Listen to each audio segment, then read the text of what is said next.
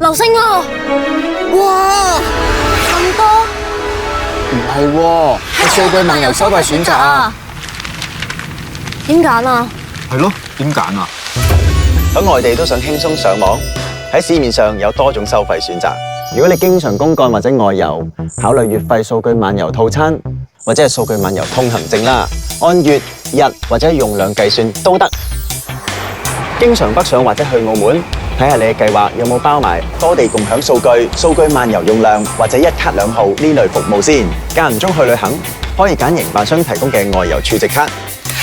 行程打算用幾多數據就買幾多，無論揀邊種都要睇清楚條款，包括服務內容、收費準則、覆蓋地區、使用期等。